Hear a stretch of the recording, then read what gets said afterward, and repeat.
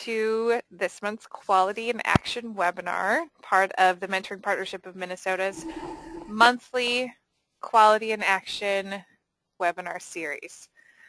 This month, as you know, we'll be talking about ongoing training for mentors.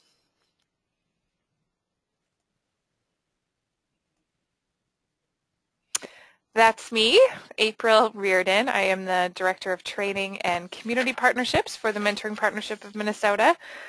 Just a little bit about our webinar logistics today. For those of you who have been with us before, it's pretty similar to the way it's been in the past. For those of you who are new, just want to make sure you know how you can, the different ways that you can participate in the webinar. So everyone other than the presenters and speakers are muted at this point, but in your control panel there's a little icon of a hand that you can click on to raise your hand, and that will alert us that you have something to share. And so if you are participating by phone or you have a microphone, then if we see that, we can unmute you and you can talk during the webinar. That's absolutely welcome. We love that. We love to hear other voices during the webinar. Often, though, participants will also either don't have a microphone, aren't participating by phone, or just listening, but you might have access to your keyboard. So then you could type questions and comments into the questions section of your control panel. So you submit the question, or as organizers might respond directly if it's a technical question or something like that. Or if it's a comment or a question that we want to share with the whole group, then we will do that as well. And so we look for some breaks in the presentation where we can share those questions and comments. If you do raise your hand and are unmuted, we will monitor background noise. And so you can either monitor that yourself and mute yourself, or we'll keep an eye on that. And if we hear some background noise, we can mute that from our end as well. We do record our webinars, and they are typically available on our Facebook page afterwards.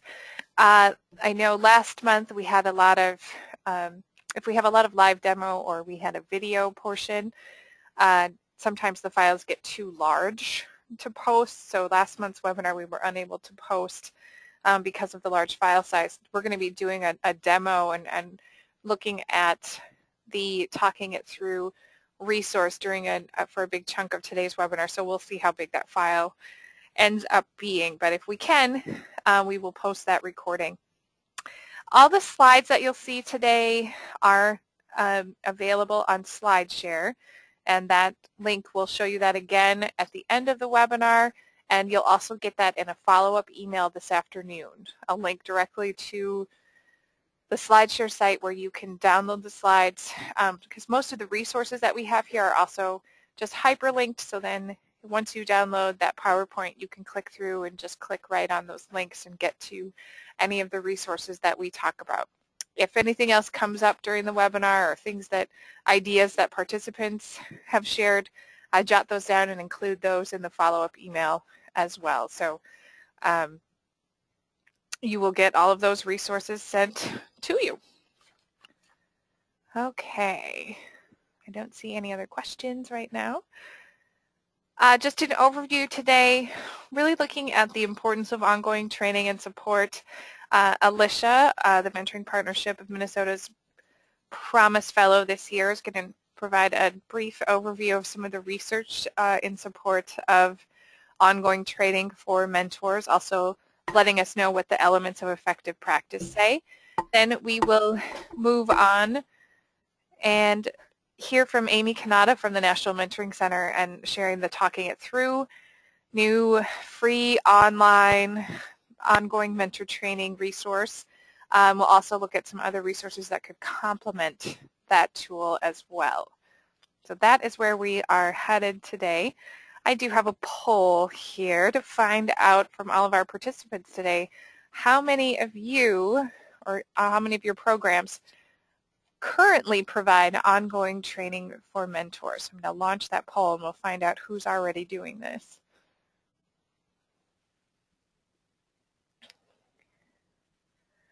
I usually give it about 30 seconds for everyone to cast their vote, and then I'll close and share the results.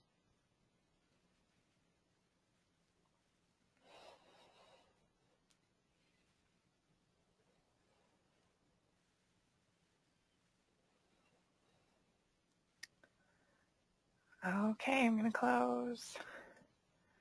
All right, I've closed it. I know that not everybody was able to vote, but here I'm going to go ahead and share those results. So 63% of you said yes, you are currently providing ongoing mentor training. That's nice. That means we have some expertise participating. So please feel free to share your ideas for how you do that. But as expected, there's a big chunk that do not provide that ongoing training for mentors, and I don't think that's unusual. And somebody chose they're not sure, which I included because I think there's some confusion when I talk to programs about what's ongoing training versus pre-match. And so I think the pieces that we're looking at and the things that we'll find out is that there's a difference between how you prepare mentors before the match and what kind of support and training you might provide after they've already been matched with that young person. That those training needs might be a little bit different, or that you can go deeper on some of those topics. So that really gives us a sense of what's happening with our attendees. I'm going to hide that poll and go back to the slides. All right, now I'm going to hand it over. Alicia Freeman, our Promise Fellow here at the Mentoring Partnership of Minnesota, has a few slides. She's going to provide that overview of what the elements of effective practice say and some pieces about what research says about stronger relationships and mentor retention. Hi, thanks Rachel. April, I'm sorry about that. The elements of practice. Alicia, you were muted right there, so there you go. I would start now. Okay, sorry about that. Thanks, April. The elements of effective practice say matches that are monitored are more satisfying and successful, which in turn leads to more positive youth outcomes. Continued monitoring of the relationship should especially focus on the development of close relationships, as youth who perceive more trusting, mutual, and empathetic relations with their mentors experience greater improvements than youth who perceive lower levels of these relationship qualities. After the mentor and the youth begin the relationship, mentors can benefit from additional training on topics such as increasing multicultural understanding, particularly regarding issues of race and class differences.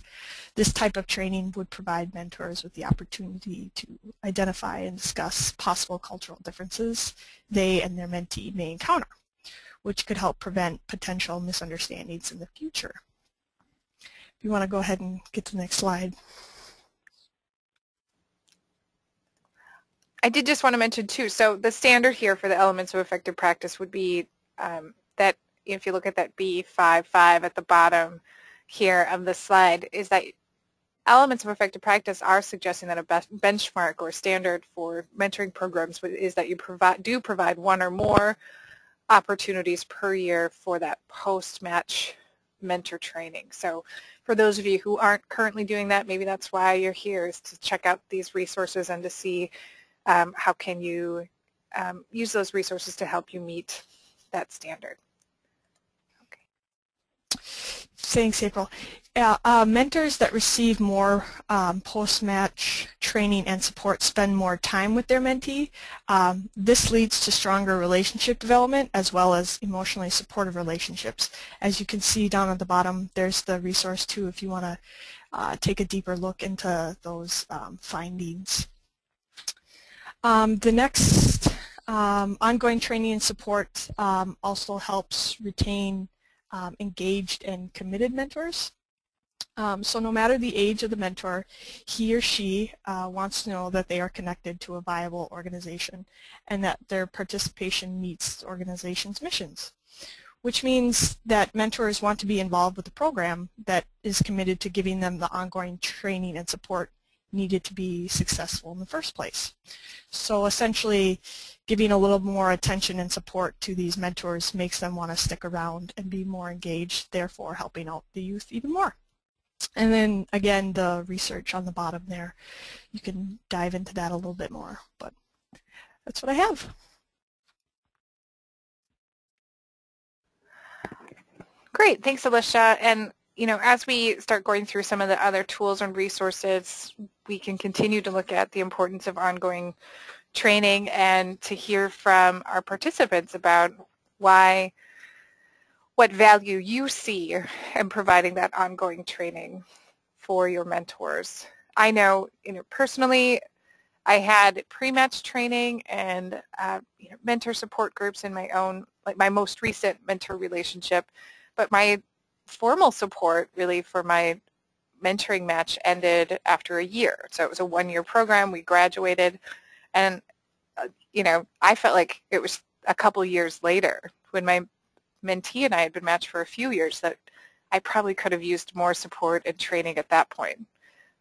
Where we started hitting some different milestones, or he was entering into adolescence and some different issues were popping up where I probably could access some more training or support at that point, which, so we think about how much can we provide before the match and how much can we provide in those early months and when relationships are just getting started, and we concentrate a lot of effort there, but also that sense from mentors that, even just knowing that the training is available or that kind of support is available from our staff is really comforting and can be really helpful no matter how long or how experienced those mentors are, how long those matches are, or how experienced those mentors have been. Okay. I'm going to introduce Amy Cannata, the Senior Program Advisor for Mentoring and National Service Initiatives with the National Mentoring Center out of Education Northwest. Amy's work focuses on providing training and technical assistance for local and national initiatives in the areas of volunteerism, mentoring, and education success. She assists a diverse group of programs via distance learning, in-person training, publication development, which I'm sure many of you have seen, and one-on-one coaching. She is a graduate of the University of Oregon. She has a master's degree in public affairs. Her past training and technical assistance projects at Education Northwest included the Corporation for National and Community Service LEARNS Project, the Office of Juvenile Justice and Delinquency Prevention funded National Mentoring Center, and the Texas Commission on Volunteerism and Community Service Mentor Texas statewide initiative. Her passion for youth work stems from her experience researching teen courts and hip-hop youth culture and serving as an outreach and shelter worker with homeless street youth. I had the opportunity to meet Amy in person this past summer when her organization and was here for Youth Build training in Minneapolis, and had the great opportunity to present to those grantees as one of those trainers. So it's exciting to meet Amy and have a burger together on the river at Tug's, and we're excited to have her here to do this tour and to share this awesome new resource that she has helped to create. So hi Amy, welcome, thank you. Hi April, thanks. Hello everyone, and good morning or good afternoon. It's about 10 o'clock here in Portland, Oregon, and it's rainy as usual. All right. For this next section, I just want to let people know we're going to go to the website and show this tool. So we're going to move away from the slides quite a bit and just be looking at the tool live. So I'm just switching the program right here, switching over to the website. Okay. All right, Amy, if you want it, you can tell us a little bit about Education Northwest and the National Mentoring Center, and then we'll get to the talking it through tool. Great, thanks April. So welcome to our website. This is our site here for the National Mentoring Center. And as April mentioned, we're housed in a larger organization called Education Northwest. And our organization provides support to schools, educators, community organizations, both in the Northwest and nationally. I think we have a few international projects as well. But it all focuses around supporting education and supporting communities. So our work specifically at the National Mentoring Center, as you can guess, is focused on adult to youth mentoring. And we have been doing this work now for almost 20 years, doing mentoring work. And so as you might guess, we have lots and lots of resources available to folks to help just, support your programs, give you ideas. We've collected both our own resources as well as other resources from the field. And all of these materials are available to you to download at no cost. Most of these were developed with federal or local tax dollars. So we should all be proud that there's some really great pieces of information that we paid for out of our tax money available to you. And as April's navigated, she's gone to our resources section. As you can see, there's a list of various topics, and if you click on a specific topic, it opens to a page with even more additional resources. So there really is a lot going on here, so I encourage you, if you haven't checked out our site in a while, to go and dig around and find resources that are helpful for you or for the mentors or young people you work with. One thing I do want to note, and you can see from April's pointer, the navigation for our page is on the left-hand side. So when you do explore, be sure to use those links on the left. Otherwise, you'll be taken to our organization-wide site, and it'll kind of, you'll get a little bit lost in there. So I suggest keeping with the navigation on the left, and that'll take you to mentoring-specific resources on our site. Right. A couple things I just wanted to highlight. We have a few interactive resources, one of them being our mentoring forums, and that's you can navigate to that from the home page. And the mentoring forums are a website where you can interact with other mentoring providers both in the U.S. and all over the world. We have folks from Australia, New Zealand, Africa. And you can go in, you can post questions or ideas. There's different topic areas, and you can interact with other staff from different programs. We have some researchers that participate. We also try to announce any funding opportunities that come up. So you can see in the new post there was a Corporation for National and Community Service funding announcement that we posted recently. So it's just a great place to kind of check in and find the latest information about mentoring, and we encourage you to interact on this site. Again, it's provided at no cost. You just have to sign up and start posting and reading and enjoying what you learn from your peers. So that's one of our interactive resources. The other interactive resource is the one that we're going to be talking about today, and that's the Talking It Through Communication Skills for Mentors. And you can see you can access that site from our homepage, or you can access it directly at talkingitthrough.educationnorthwest.org. And April's taken us to the homepage of the site. Again, I just want to emphasize this is provided to you guys at no charge. It's something that I've been working on since 2005, so you can't imagine how delighted I was recently when we launched the site. It's been a labor of love, and just to clue you in on some inside information, I did everything from filming these vignettes to finding power cords to writing the content, so it really is a big production from start to finish. So I'm happy to bring this to you guys today. This resource was developed in response to years of requests that we received from the field to create something comparable to our tutor training videos and our online tutor training. These are resources we created specifically for tutoring programs, and everyone used them a lot. They referred their tutors. They used them in ongoing and initial training for tutors, and they kept saying, when are we going to get something around mentoring? And so this is kind of our answer to that request. It's also kind of a passion of mine, as April mentioned, with my background in direct service.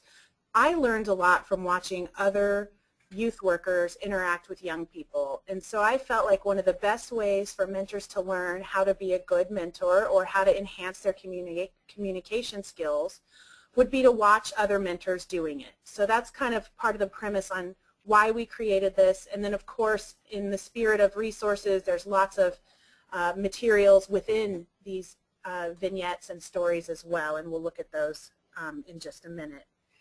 A few things I wanted to mention that I think are really important about this online course is, number one, it's not meant to replace especially initial pre-match training. You know, everyone kept saying, can you come up with an online mentor training?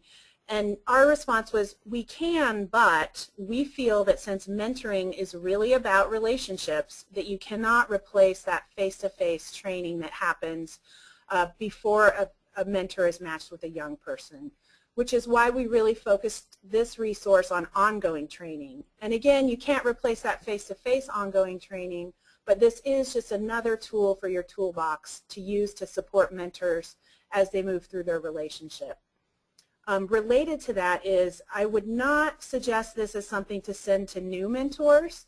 Some of the topics here can be a little challenging, and so I think this is more a resource for mentors that have been matched with their young people for several months. We don't want to scare anyone away right away, but at the same time we also want to prepare them. So again, this is really focused on ongoing training for your mentors. The other piece I want, oh, go ahead. No. I thought that was the point where I could jump in with the poll, but that's okay. Carry on. And one more disclaimer, and then we'll let's check out April's poll. As you guys know, policies and practices vary greatly across programs. So when I created this with my colleagues here at the National Mentoring Center, we tried to use policies that would apply to most all mentoring programs, but of course things vary at different sites. So, you know, we just want to make sure that people understand that, especially mentors, that, you know, for example, your mandatory reporting policy may be different in Minnesota than it is here in Oregon. So that's where you come in as staff members to support the mentors that are going through this course so that they understand exactly what they need to know about your program policies. So before we log in and take a look at the modules and some of the features, we just thought we'd find out if any of our attendees have already signed up for the course. So about 10 more seconds to vote, and then we'll close that and share. Looks like some have signed in and checked it out, so those will be great resources as well to tell us about your experience. All right, I'm going to close and share. So we've, yeah, 3/4, not yet. I didn't even give that option of no, just not yet. And a quarter of you have signed in and checked it out or have used it. So it'll be great to hear from you about your experiences then as well. So that's good to know, I think. All right. And now we're going to show you just how easy it is to get in and look at it and get a feel for what's included. Okay. Amy, I'll let you talk and I'll just keep going. So I might go ahead and log in here. Okay, so as you can see, April's just clicking the button that says login to get started. And if you're new to the course, it'll be the same button. I think it maybe says the same thing, and you go in and you create a new account. It's pretty self-explanatory. We don't ask for a ton of information, just basic kind of demographics. You put in your username and kind of the same things you would for any site. And then once you create your account, it's a customized interface. So the course will actually track which stories you've watched, where you're at in the course, and there's several other features such as a journal feature that we'll talk about in more depth in a few minutes. A couple of things, and April, I didn't mention this in my outline, but I want folks to know you do need to have sound enabled on your computer or headphones so that you can hear the voice narration and the videos. And you'll also want to have the latest version of Flash, Adobe Flash, and if you don't have it, it will prompt you to download the latest version. So just something to know as far as course requirements for technology. It's free. Anyone can get Flash. You just have to be able to download something, so you may need to work with your IT department or whoever's in charge of your internet safety to make sure you can download the latest version of Flash. So let's go ahead and take a look at some of the different features. As you can see across the top, you have some navigation. There's the home page, introduction.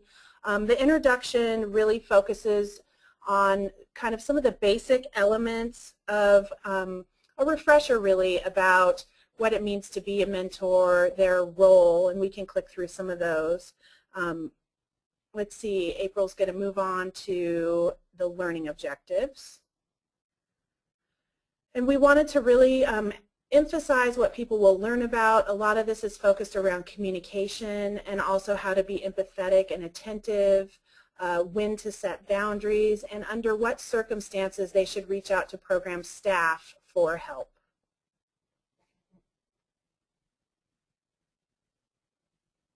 In the next section, I tried to outline some of the latest research around relationship development, and Alicia touched on this when she was discussing some of the research around the importance of ongoing training and how relationships that are bonded and youth that feel supported, those relationships are stronger. So we took some of the latest research from Tom Keller and Julia Price, and you can click on these playable quotes and hear quotes from actual observations of mentoring pairs that show different ways to engage with your young person.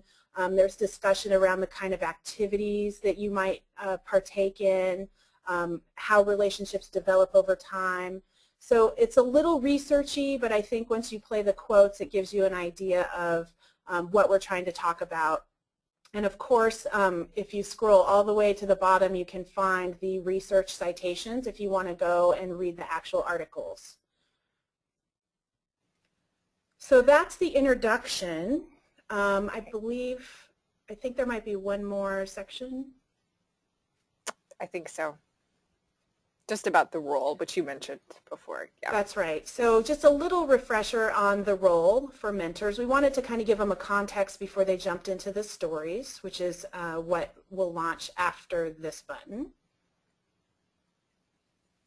So while that's popping up, this is April, and I'll just mention, so some of the webinars are awesome, and it's great to have this service, and we can reach so many people in this format. One of the limitations that hasn't been figured out yet for webinars is how to really effectively share video through a webinar. So what we'll do is we'll show you where they're at, and we're just going to talk about them. We could show, you can see the video, we can play that, but for you, when you're looking at it through the webinar, it becomes really slow and it's just not a good quality. So I'm going to kind of fast forward through the videos, and Amy, though, will tell us what's included in that. So you get a sense of what will be there when you look at it live. So when you're looking at it on the website, when you're logged in, or when your mentors are logged in, it will look great and you'll be able to hear the audio. But what we can't do both the audio and the video. So we're just going to give you a sense of what it looks like and what that includes. Just if you're wondering why I'm flying through these videos as the visual that you see, but you'll get a really good sense of what's included in all of these different videos. Yeah, thanks, April, for that. And it'll be more fun for you to go through them on your own, I think, anyway. Just a little note about navigation. So we went through the introduction, and this would be, if you click that button that says Video Stories, this is where it would take you. So if you've already done the introduction, you can skip that and go straight to this section, which is what our developer likes to call the Flash player or the video player. And here we have a listing of all of the different video stories. There's 13 total, representing different age groups, different situations. As you can see on the left, you can search topics in various ways by keyword, age of young person, topic, or you can just show all videos and scroll through the entire list. And as you notice on April's, when she was in her home screen there at the top, there was a little star next to one of the videos, and that means that's a video that she's completed. So you can, again, the user can track which ones they've watched, so that if they walk away from the course, when they come back, they'll have a little star next to the ones that they've completed. So April, if you want to go ahead and launch Ben and Giles, we can use that as an example. So we're going to take a look at one of my favorite, they're all my favorites, but I really like this one. This one is about money and boundaries around expenses that matches, around mentors maybe spending too much money at first and how they can kind of redirect that as the relationship goes on. So this is pretty great. Our mentee here, he's really good. He tries to negotiate with his mentor around these different activities, and he wants to go to the science center or the zoo or something that costs, a good amount of money to go to, and they've done things like that in the past, and now his mentor Ben is trying to kind of regroup and say, hey, let's maybe just hang out and play ball, or go swimming or something like that that's less expensive. So he's actually trying to have a frank discussion with Giles around the money they've spent in the past and how they might need to pull back on that a little bit. And as you can see, some of the features in the video panel here, if you clicked menu, it would take you back to all the 13 vignettes. If you clicked journal, which I'm going to have April go ahead and do, you can see all the different notes that you've taken throughout the course. So you could add new notes here if you wanted to, which is the top panel. If you wanted to say, I need to check with my program coordinator about our policy around money for outings, you could write your own notes. And then the bottom panel, my responses, those are notes that they are automatically populated from the prompts within the videos. So we'll kind of see how that works as we go through. But the point is we wanted to be able to have mentors be able to take notes and then be able to print those notes so that they could share them with you for additional coaching and support if necessary, or as a way for them to document that they went through the course. So maybe you would ask them to do 3 of the 13 videos and print their notes so you guys could talk about them at your next meeting. That may be one way you might want to use it. Okay, so all April needs to do is click journal again, and that'll close that window, and she's back to her video. And so basically the structure is pretty similar in most of these. You play a video and then there's a prompt. What other activities could Ben and Giles do that don't cost a lot of money? Enter your suggestions below. So the user would enter their ideas and click submit.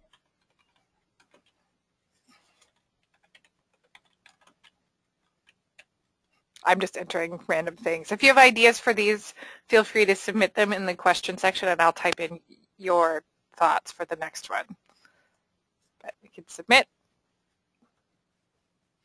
And when she submits, again, this is pretty typical of how the structure goes for most of these. You get some feedback. And so here it says, here's some ideas.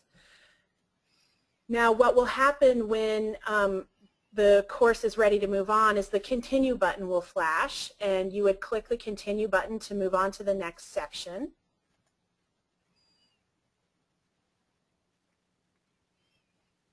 And here we go on the next part. And this part's pretty fun because Ben has to be honest with Giles that they've done some pretty expensive things in the past, but he probably should pull that back a little bit. And he really just wants to hang out, check in with him, see how his week's been going.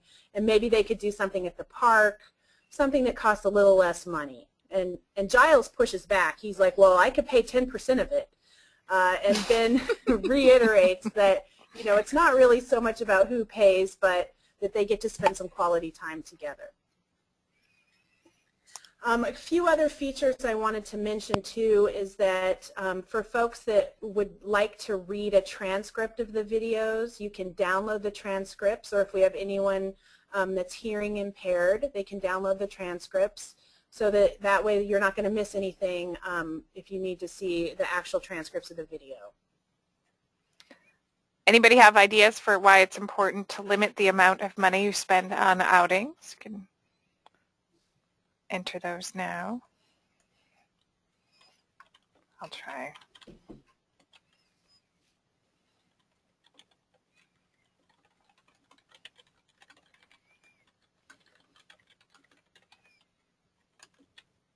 All right, we've got somebody mentioning healthy boundaries, expectations. All right, I'm going to go ahead and submit, unless anybody has one quickly. Thank you for submitting that. And so in that case, you know, it goes straight to a video. Sometimes you'll get feedback. And then in the final clip, kind of Ben talks about some of the program policies and procedures and also admits to him, you know, hey, sometimes I have the money to do this stuff and sometimes I don't. And again, those are learning points for the young person too around budgeting and personal finance. It's the little things, I think. And I really appreciate that in a lot of these videos, the mentors are just really honest with the young person. Again, I think that's important for our mentors, a skill for them to learn, and then how to frame that in a way that the young person will understand. So in the end, they end up deciding that they're going to go swimming, which is, I think, $4 versus some of these other activities that Giles wants to do that are like $15, $20 to get into the zoo and things like that.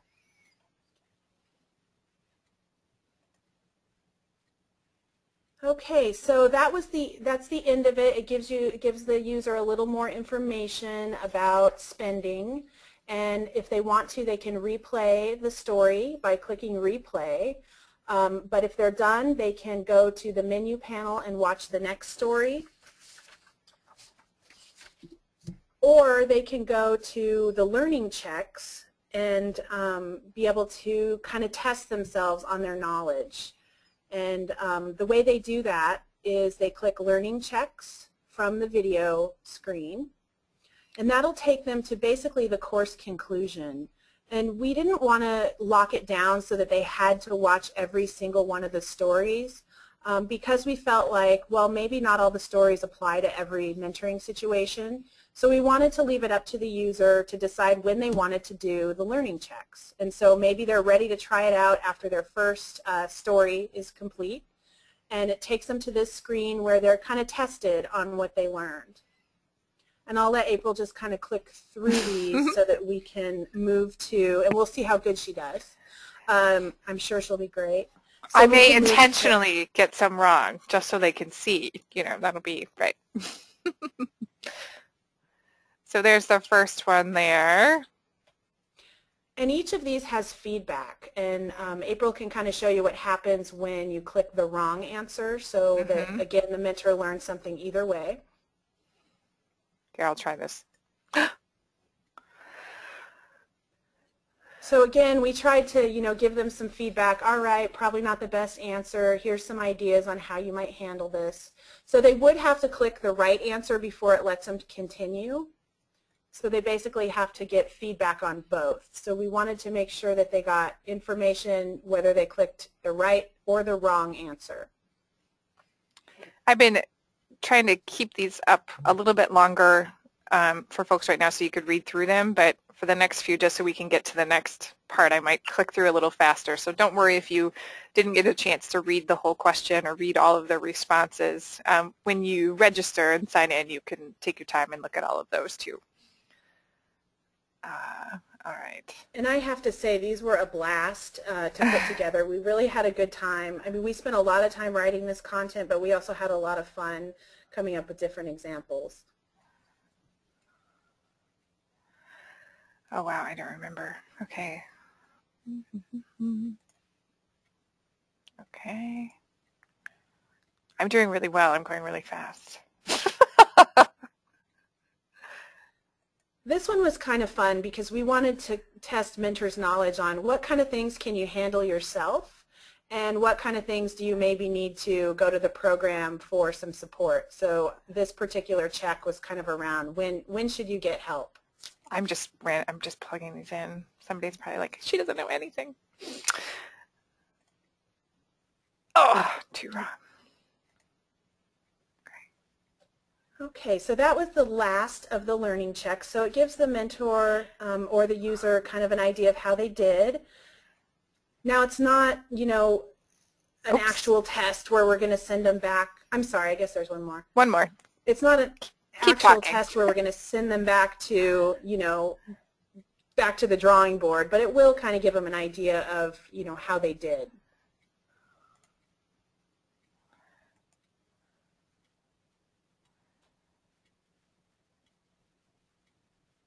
There we go. Okay. Okay. So now that the user has finished the learning checks, it takes them to the course completion page. And as you can see, there's a little video, again with Caitlin, who's kind of our featured young person here, that just kind of recaps what they learned. And then most important, I think, is the button at the top that says Access Your Journal. That allows the user to see all the notes that they took during their interactions.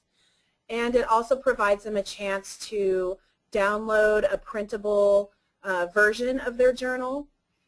So as you can see, April's hovering over you can see the notes below, and then if she clicks download as a text file, it will pull up the journal in an, I'm going to say this wrong, editable, it's hard to say, in a format that they can edit before they send to either you as the program coordinator, or maybe they want to print it out to bring to a discussion group or something like that.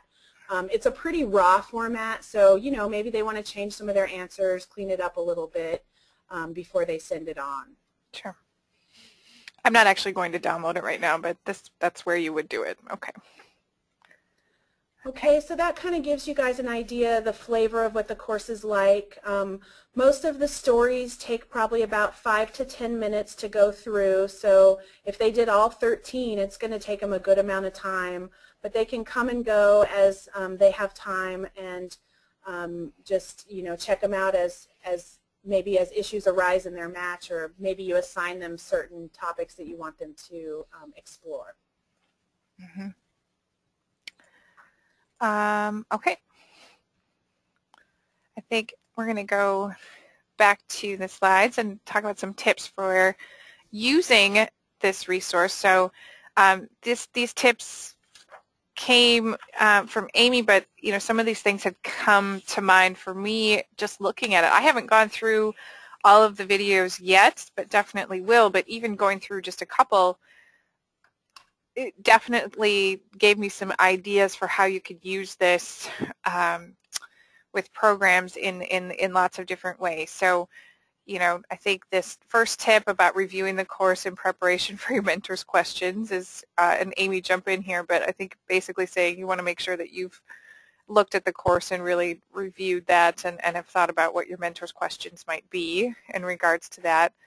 But also, you know, like we said before, knowing your program's policies and procedures related to those topics. So, you know, maybe your program's policy is that mentors shouldn't spend any money, or mentors get stipends to cover some of those expenses, and so some of their responses might be a little bit different than Ben's were when he's talking with Giles.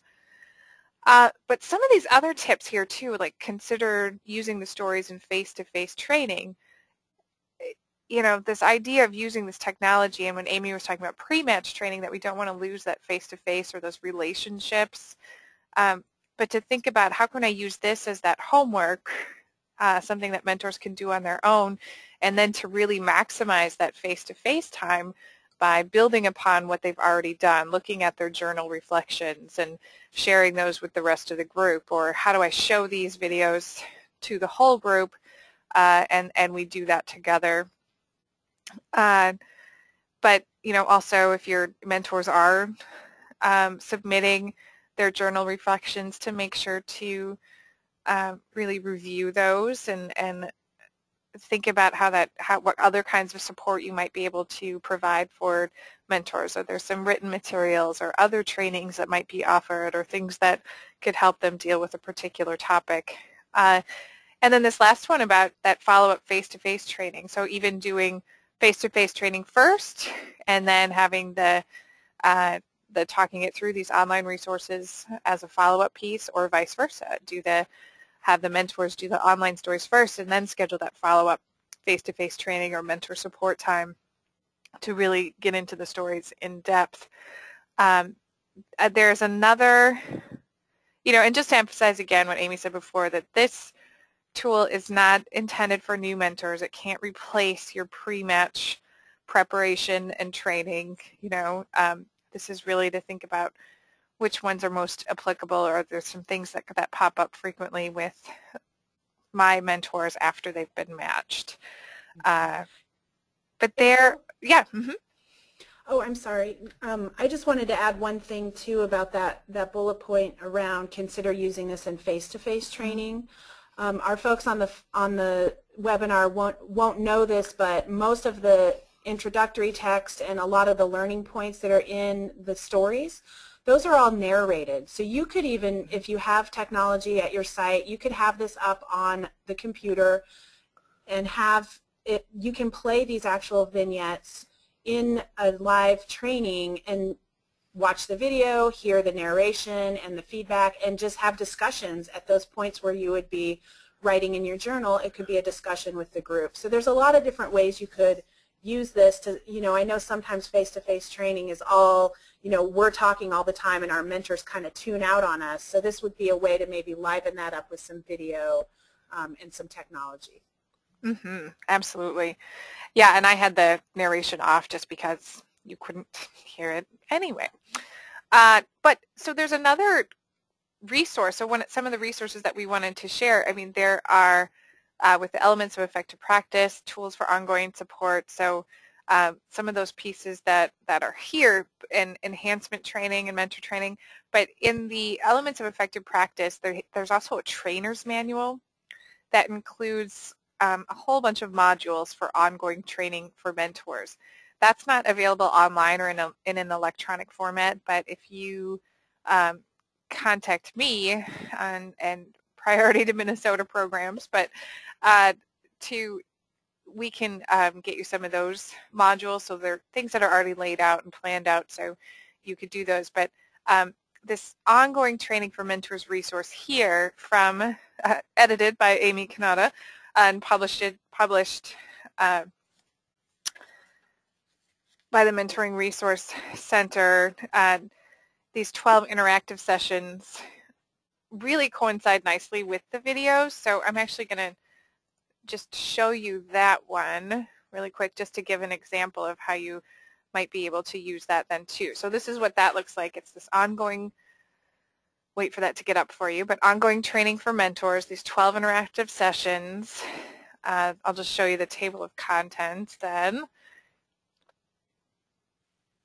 So you can see establishing boundaries. That's definitely one of the videos, but if you look down to topic training number 10, or sorry, training number 11, money matters.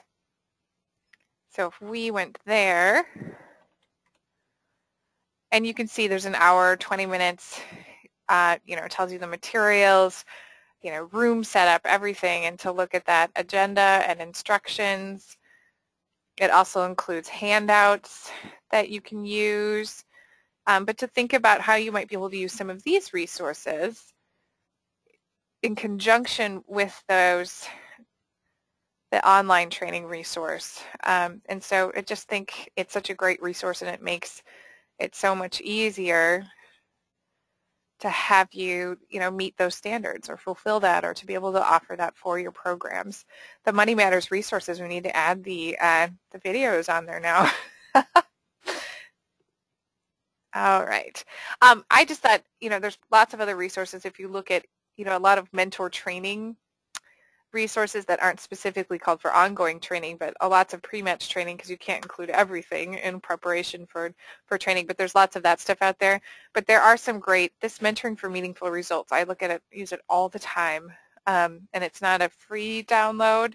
Yeah, it's a workbook that you can purchase from the Search Institute, but there's some great handouts in there, or things, it's broken into sections for mentors, for mentees, for mentors and mentees together, but it also addresses some of the topics that these videos bring up then too, where there'd be a handout about how to handle money, or how to handle boundaries, or different pieces like that. So again, you'll develop your own things to go along with that, but there's also some ready-made tools that are already there.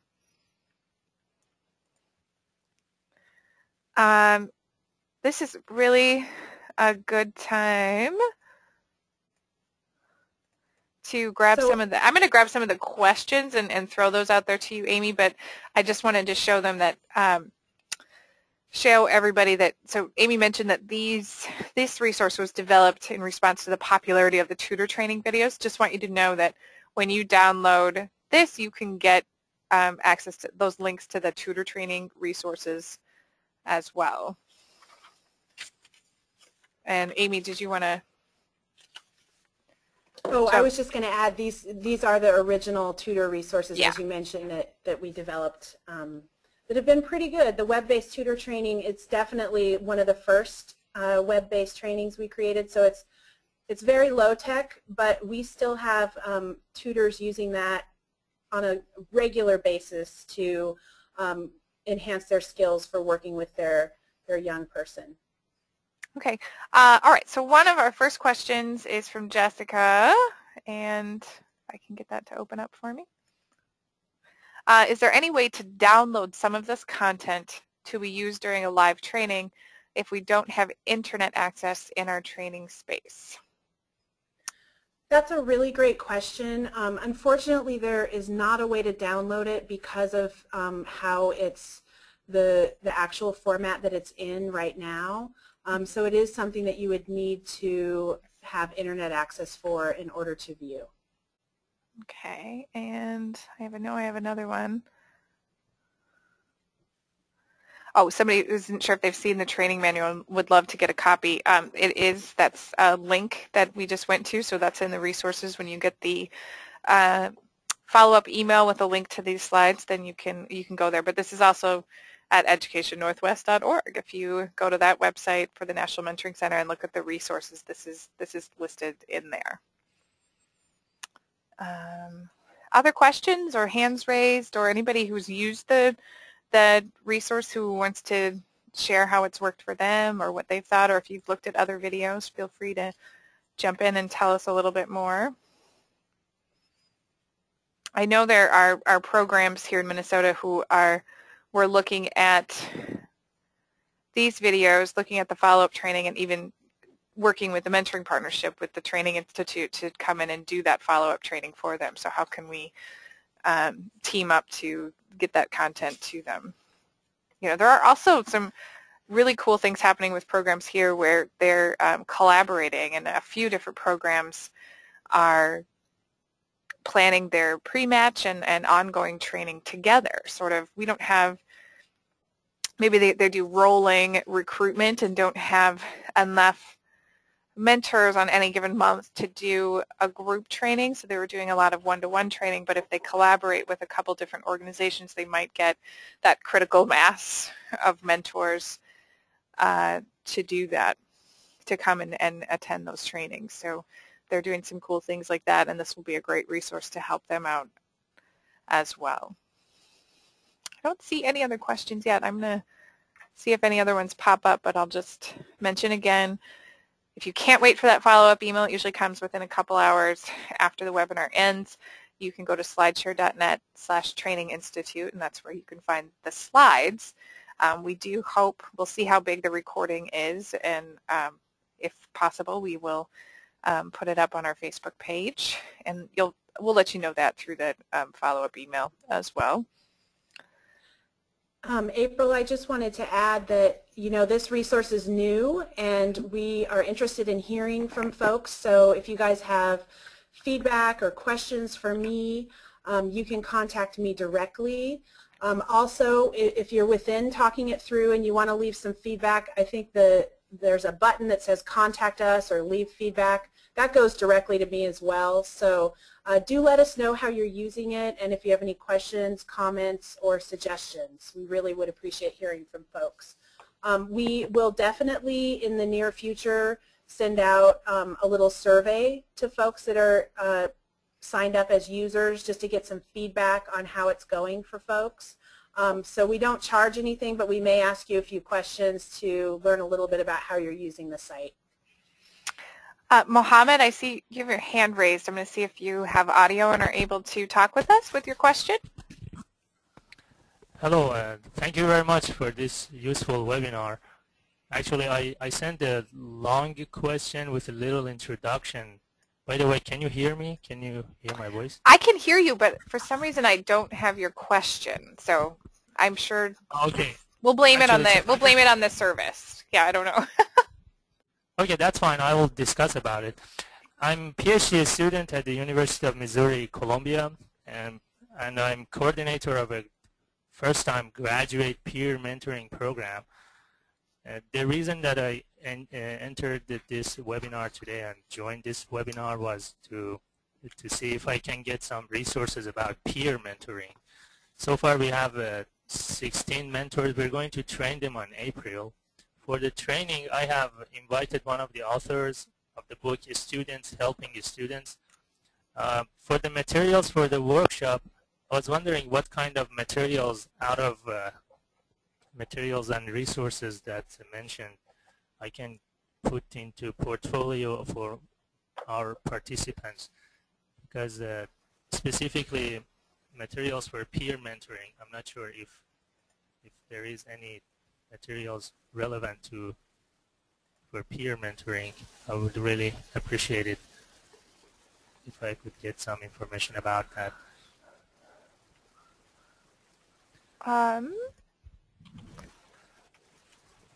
Amy, I don't know if you do. I'm looking at your site to see if you guys have, if that's a topic that you have on your. You know, that's a question that we get asked quite a bit. And so, Mohammed, is your program for college students then?